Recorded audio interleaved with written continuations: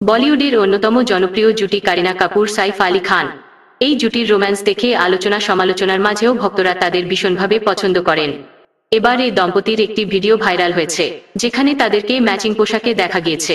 ডেনিমের সঙ্গে সাদা কুর্তা পরেছিলেন কারিনা, অন্যদিকে কুর্তার সঙ্গে পায়জামা পরেছেন সাইফ আলী।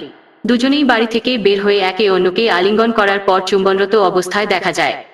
সেই মুহূর্ত ক্যামেরায় সুন্দরভাবে ফুটে উঠেছে। এরপরে কারিনা প্রথমে সাইফকে তার গাড়িতে উঠিয়ে দেন এবং তিনি গাড়িতে চেপে বেরিয়ে যান। এই সমস্ত ঘটনা ঘটেছিল পাপারাজ্জিদের সামনে, যারা মুহূর্তে ক্যামেরাবন্দি করেছিলেন। এই ভিডিওটি দেখার পর ভক্তরাও বিভিন্ন ধরনের প্রতিক্রিয়া জানিয়েছে। একজন লিখেছেন, আপনাদের সম্পর্ককে এমনভাবেই বাঁচিয়ে রাখুন সারা জীবন। আজও আপনাদের দেখে মনে হয় প্রথমবার দেখছি। একেবারে পারফেক্ট কাপল। কারিনা কাপুর এবং সাইফ আলী খান 2012 সালে কোর্ট ম্যারেজ করেন। কারিনাকে সর্বশেষ দেখা গিয়েছিল ক্রুড ছবিতে। অন্যদিকে সাইফ আলী খানকে তেলুগু ছবি দেবরাতে জুনিয়র এনটিআর এবং জাহ্নবী কাপুরের সঙ্গে দেখা যাবে।